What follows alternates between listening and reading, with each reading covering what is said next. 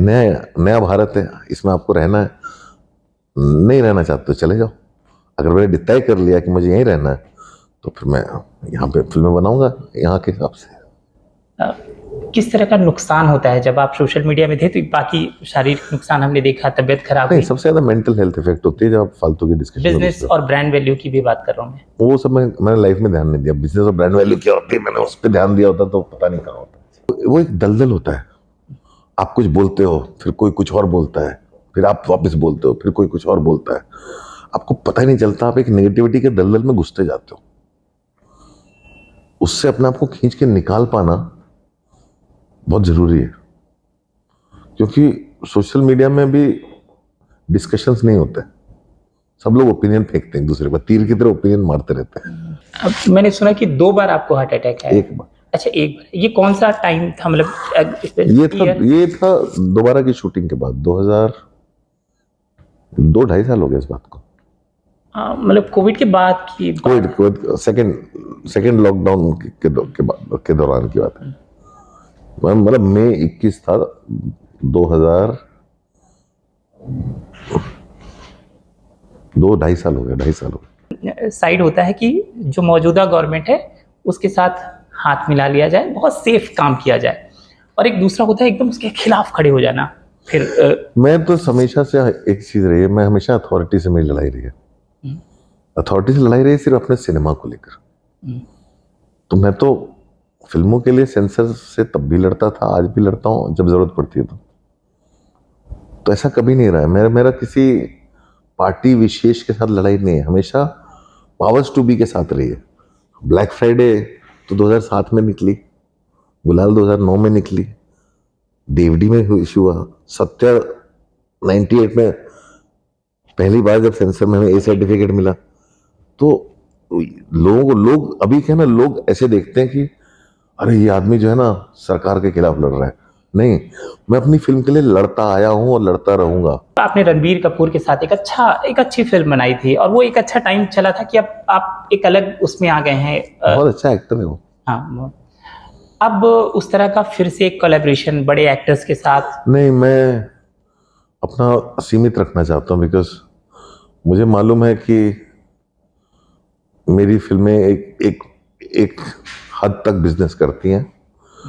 तो अगर मैं उस हद के अंदर ही रह के फिल्म बनाऊं तो मैं आज़ादी के साथ फिल्म बना सकता हूं। जब आप फाइनेंशियली एक लाइन को क्रॉस करते हो तो फिर आपको केटर करना पड़ता है उस एक्टर के फैन बेस को। अगर आप स्टार्स के फैन बेस जो है ना बहुत स्ट्रांग होता है, स्टार्स के फैन बेस को आपने केटर नहीं किया तो सबसे पहले तो स्टार्स के फैंस इतने नाराज हो जाते हैं। तो मैं उधर जाना ही नहीं चाहता हूँ, मैं हाथ जोड़ के उससे निकल चुका हूँ। मैं आपके सेहत की बात जानना चाहता हूँ कि कैसे हैं आप? जब मैं ये सुनता हूँ कि हार्ट अटैक आ गया, एंजाइटी हो गया, तो अब बड़ी चिंता होती है। जो हम किसी से प्यार करते हैं, किसी के काम से प्यार करते हैं, तब भी तो क्योंकि बीच में कोविड के पश्चात काफी तबीयत खराब थी और लंबे समय तक थी, लेकिन अभी तो मैं काफी बेहतर हो रहा हूँ। अभी मैं लगातार दिन पर दिन पिछले दिन से बेहतर हूँ। तो अभी तो काफी ठीक होता जा रहा हूँ, क्योंकि काफी अस्थमा अटैक्स थे। अस्थमा में क्या होता है, आप स्टेरॉइड्स लेते हो, फिर उससे आपका ना वजन बढ़ता है, फिर उससे बाकी दिक्कतें चालू हो जाती हैं। तो ऐसे मुकाम पे पहुंचना जहाँ पे आपको वैसी स्टेरॉइड्स लेने की नौबत ना आए, तो अपने आप को सेहतमंद रखना बहुत ज़रूरी है। अब आज जब मैं 50 पार कर चुका हूँ तो मुझे रियलाइज़ होता है कि सेहत पे ध्यान देना कितना ज़रूरी है। मैं काम में इतना उलझा रहा, इतना काम में फंसा रहा, मैंने ध्यान नहीं दिया, ध्यान छूट गया। और फिर जब लॉकडाउन हुआ तो पूरे लॉकडाउन का कई लोगों ने फ़ायदा उठाया और अपनी सेहत पे काम किया। मैं उनको सूझा ही नहीं, तो वो मौका मैंने हाथ से गवा दिया। जब इतने टाइम तक आप इनएक्टिव पड़े रहते हो तो आपकी बॉडी जो है जंग लग जाता है उसमें। तो मुझे जंग लग गया। क्या किया था आपने जो जंग लगा? हाँ, कुछ किया ही नहीं ना, बैठ के लिखता ही रहा। तो बैठे बैठे लिखना, बॉडी को एक्सरसाइज ना मिलना, वो सब चीजें, और जोमेटो से खाना बार बार सब खाना बाहर से ही ऑर्डर होता था। तो वो भी बहुत बड़ी दिक्कत थी। अब खाने पे ध्यान दे रहा हूँ, एक्सरसाइज कर रहा हूँ, वापस वजन लूज कर रहा हूँ, अपने ऊपर ध्यान दे रहा हूँ, और जितना ज़्यादा ध्यान दे रहा हूँ तो उतना ठीक होता जा रहा हूँ।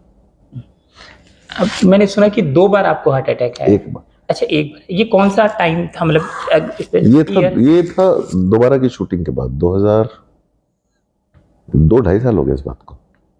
मतलब कोविड के बाद की बात? कोविड सेकेंड लॉकडाउन के दौरान की बात है। मतलब मई 21 था, 2000, 2 ढाई साल हो गए, 2.5 साल हो गए, 2021 में शायद। एक तो आपने कहा कि आपने सेहत में ध्यान नहीं दिया, दूसरी बातें क्या थी? काम का भी कुछ प्रेशर या चीज़ों का, जैसे मैं पढ़ रहा था कि आपकी फिल्म। नहीं, काफ़ी सारी चीज़ें हुई थी। वो तो लॉकडाउन में बहुत सब कुछ हुआ था। मैं भी बहुत वोकल था उस समय सोशल मीडिया पे, जिसकी वजह से मैं इम्प्लोड भी किया, और जो काम करना चाह रहा था वो भी नहीं हो पा रहा था। वो सब चीज़ें थी, तो सब चीज़ें एक साथ इकट्ठे हो जाती। मेन चीज़ें तो हेल्थ इसलिए खराब होती है क्योंकि आप खाने पीने पे ध्यान नहीं देते हो और एक्सरसाइज नहीं करते हो। हर चीज़ निकल जाएगी और चल जाएगी अगर आपने खाने पीने पे ध्यान दिया और अपने सेहत पे ध्यान दिया और मेंटल हेल्थ पे ध्यान दिया। तो जब आप एक जगह पड़े रहोगे और हिलोगे डोलोगे नहीं, तो फिर वो हर चीज़ जो है ना, आपका पूरा सिस्टम ही खराब हो जाता है। मेंटल हेल्थ भी उसी से अफेक्ट होती है, डिप्रेशन भी वहीं से आता है। तो बहुत ज़रूरी है अपने आप को एक्टिव रखना, और जब से मैंने एक्टिव रखना शुरू किया, ठीक हो गया। मैंने सबसे बड़ा चेंज ये किया मैंने लाइफ एक्टिव रखने पहले, मैंने न्यूज़ देखना बंद कर दिया न्यूज़ पढ़ना बंद कर दिया, सोशल ट्विटर पे जाके क्या हो रहा है दुनिया में जानना बंद कर दिया। सडनली दुनिया ठीक हो गई। आसपास तो कुछ देख ही नहीं रहा हूँ मैं, ऐसा दुनिया नॉर्मल है, कोई प्रॉब्लम ही नहीं। जब आप पढ़ते हो तो बहुत फोकस्ड हो जाते हैं ना, क्योंकि आजकल जनरली सारी हेडलाइंस ही नेगेटिव होती हैं, सब कुछ नेगेटिव होता है, और बहुत ज़्यादा पढ़ते हो तो नेगेटिविटी के अलावा कुछ दिखता ही नहीं आपको। तो जब से मैंने सब बंद किया तो मेरे को दिक्कतें दिखना बंद हो गई। अपने आप को प्रोटेक्ट करना बहुत जरूरी है। हमको लगता था कि फर्क नहीं पड़ता, आपने सोशल मीडिया में कह दी, अपनी बात कह दी, क्योंकि आप हैं वोकल हैं, आप बोलते हैं, लेकिन इतना ज़्यादा असर होता है इन बातों को कहना और फिर उसको। हाँ, क्योंकि आप इंटरेक्शन करते ना, वो एक दलदल होता है। आप कुछ बोलते हो, फिर कोई कुछ और बोलता है, फिर आप वापस बोलते हो, फिर कोई कुछ और बोलता है, आपको पता ही नहीं चलता। आप एक नेगेटिविटी के दलदल में घुसते जाते हो। उससे अपने आप को खींच के निकाल पाना बहुत जरूरी है, क्योंकि सोशल मीडिया में भी डिस्कशंस नहीं होते, सब लोग ओपिनियन फेंकते हैं एक दूसरे पर, तीर की तरह ओपिनियन मारते रहते हैं। हर आदमी का ओपिनियन है, तो जहाँ डिस्कशन कहाँ होता है। मैं इसलिए सिनेमा की बात पे भी आऊँ तो यहाँ पर रहता हूँ, तो लोग जो है सिर्फ यही डिस्कस कर रहे होते हैं कि क्या फिल्म का कितना बॉक्स ऑफिस है और क्या फिल्म हिट है और क्या फ्लॉप है। जब मैं फेस्टिवल्स में जाता हूँ तो वहाँ सिनेमा डिस्कस होता है, क्या सिनेमा बन रहा है, किस दुनिया में किस तरह का सिनेमा बन रहा है, किस नए फिल्म मेकर ने क्या बनाया। नंबर कभी डिस्कस नहीं होता, इसलिए मैं फेस्टिवल्स में जाना पसंद करता हूँ। तो यहाँ के मुकाबले इसलिए मैं बाहर जाता हूँ फेस्टिवल में, वहीं रहता हूँ। यहाँ पर भी आपकी वैसे उपस्थिति। अच्छा, एक चीज़ मैं हमेशा आपसे समझना चाहूँगा, एक बहुत सेफ साइड होता है कि जो मौजूदा गवर्नमेंट है उसके साथ हाथ मिला लिया जाए, बहुत सेफ काम किया जाए, और एक दूसरा होता है एकदम उसके खिलाफ खड़े हो जाना। फिर मैं तो हमेशा से एक चीज रही है, मैं हमेशा अथॉरिटी से मेरी लड़ाई रही है। अथॉरिटी से लड़ाई रही है सिर्फ अपने सिनेमा को लेकर। तो मैं तो फिल्मों के लिए सेंसर से तब भी लड़ता था, आज भी लड़ता हूँ जब जरूरत पड़ती है। तो ऐसा कभी नहीं रहा है मेरा किसी पार्टी विशेष के साथ लड़ाई नहीं है, हमेशा पावर्स टू बी के साथ रही है। ब्लैक फ्राइडे तो 2007 में निकली, गुलाल 2009 में निकली, देवडी में इशू हुआ, सत्या 98 में पहली बार जब सेंसर में हमें ए सर्टिफिकेट मिला। तो लोग अभी क्या ना, लोग ऐसे देखते हैं कि अरे ये आदमी जो है ना सरकार के खिलाफ लड़ रहा है। नहीं, मैं अपनी फिल्म के लिए लड़ता आया हूँ और लड़ता रहूंगा। मैं जो स्किल है वो मैं करता रहता हूँ। तो ऐसा नहीं है, ये पूरा दुनिया का माहौल चेंज हो गया है। लोग बोलते हैं ना, आप जैसे कई लोग मुझे बोलते हैं आप राजनीतिक हो गए हो, लोग मुझे बोलते हैं आप राजनीतिक हो गए हो। आप जो है ना, आपकी फिल्मों में राजनीति आ गई ज्यादा। लोग जनरली उनका ओपिनियन है कि आप जो है ना, आप पॉलिटिकल हो गए। मैं कहा ब्लैक फ्राइडे में नहीं था क्या, गुलाल में नहीं था क्या? वो तो 2008-9 की फिल्म है, साथ में आई थी। तो कब, जब आप जमीन से जुड़े रहते हो तो राजनीतिक हो ही जाते हो। मैं कब नहीं था, लेकिन अभी लोगों को क्यों दिखता है? तो उसमें मैं इसलिए उस डिस्कशन से निकल गया हूँ बाहर, उस डिस्कशन में घुसता ही नहीं हूँ। मैं कहा कि मैं बैठ के शांति से फिल्में बनाऊंगा, दूसरी कहानियां कहूँगा, अलग तरह की फिल्में बनाऊंगा, शांति से फिल्म बनाऊंगा ना। ये नया नया भारत है, इसमें आपको रहना है। नहीं रहना चाहते तो चले जाओ। अगर मैंने तय कर लिया कि मुझे यहीं रहना है तो फिर मैं यहाँ पे फिल्में बनाऊंगा यहाँ के हिसाब से।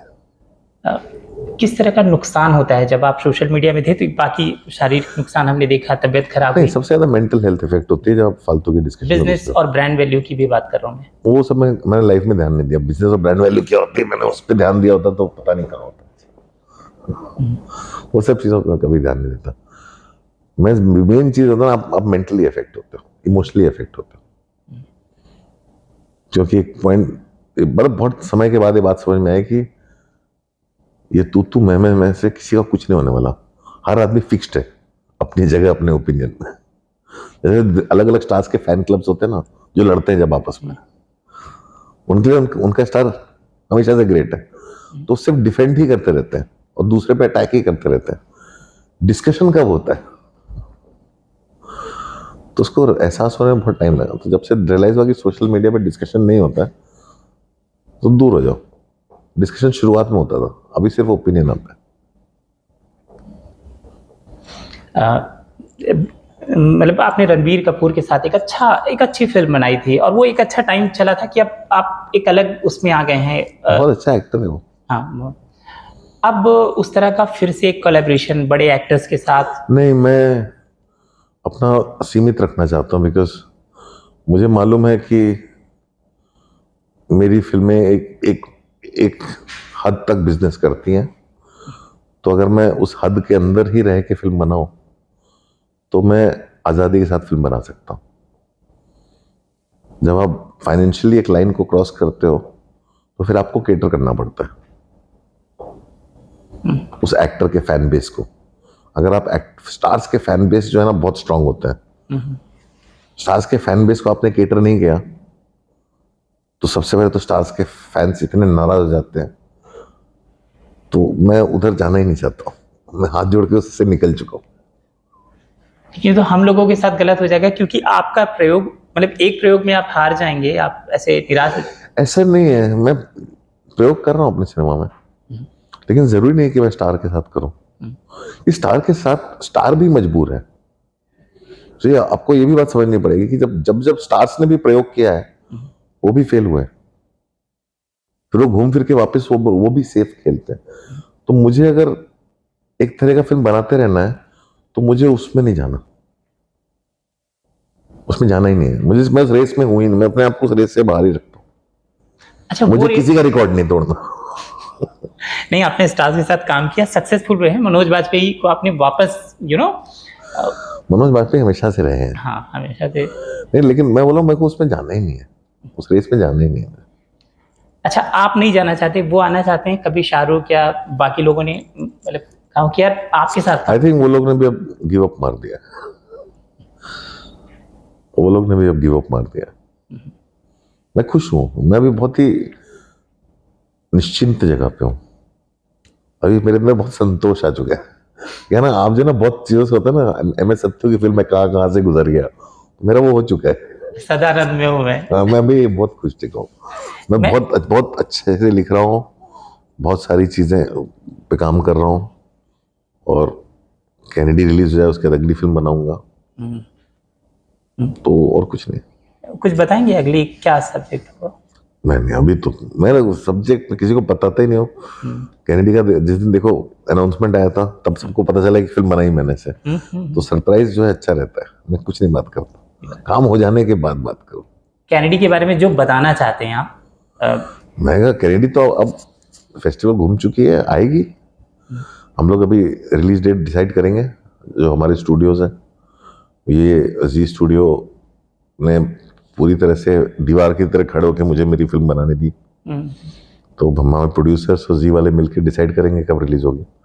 मैं तो लिखे जा रहा हूँ, बस मैं लिखे जा रहा हूँ, मैं माल इकट्ठा कर रहा हूँ। तो लगभग मंथ डिसाइड हुआ है कि कौन से मंथ में, किन दिनों में? हाँ, आई थिंक साल की शुरुआत में आएगी। अच्छा। फरवरी मार्च टाइप में आ जाएगी।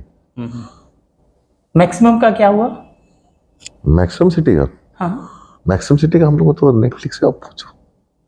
तो मतलब अगर वहां से उन्होंने हाथ खींच लिए तो फिर आप उसको और कहीं, ये उनका है पूरा वो? नहीं नहीं नहीं, ऐसा कुछ नहीं है। स्क्रिप्ट पड़ी हुई है, मैं उससे आगे निकल चुका हूँ। ये 3 साल पुरानी बात है। ये भी कहाँ, मतलब ये तो, ये लॉकडाउन, ये मेरे 2021 के पहले की बात है। उसके बाद मैंने दोबारा बना ली, कैनेडी बना ली, ऑलमोस्ट प्यार रिलीज कर दी। तो इसको तो बहुत सारी कहानियां जो है ना, आप छोड़ते जाते हो। मैंने बहुत पहले सीख लिया था कि चीज़ों में अटकना नहीं है। तो मैं उससे उबर चुका हूँ। उसका मैंने 1 साल इंतजार किया, अब मैं उबर चुका हूँ। मुझसे आगे आगे आके मैंने एक फिल्म बना ली है, 4 लिख दिए हैं। अब मैं अगली जो भी ग्रीन लाइट होगी मैं उस पर शुरू हो जाऊँ। अंतिम सवाल है, क्योंकि मैंने अभी इंटरव्यू के पहले देखा कि खान पान को लेकर आपका बड़ा वो है। इसको खान पान को लेकर आपका बड़ा वो है कि ये खाना है नहीं खाना है, बिकॉज ऑफ सेहत। मैं एक पूरा दिनचर्या आपकी जानना चाहता हूँ, क्या खाना छोड़ दिया, क्या खाना शुरू किया है? ये नहीं नहीं, मैं अभी देखिए, अभी पूरी लाइफ से मैं थोड़ी सी काफी बदल चुका हूँ। मैं जल्दी सोता हूँ, जल्दी उठता हूँ। कितने बजे सो जाते हैं आप? मैं 10 बजे तक बिस्तर में घुस जाता हूँ, फिर नींद जब आए। और कोशिश यही रहती है कि सुबह जल्दी उठो और एक्सरसाइज पे जाओ और स्विमिंग करो। उसके बाद मैं लिखता हूँ 4 घंटे, और 4 घंटे लिखने के बाद 2 बजे 2:30 बजे के बाद लंच करने के बाद से मैं, हाँ, तो लंच मेरा होता है जो अच्छा होता है। क्या क्या खाते हैं और क्या नहीं खाते हैं? नहीं नहीं, मैं बहुत हल्का फुल्का खाता हूँ। बहुत हल्का, अल्कलाइन फूड। अल्कलाइन फूड खाना बहुत जरूरी है। जैसे मेरे खाने में लौकी रोज होती है। आयरन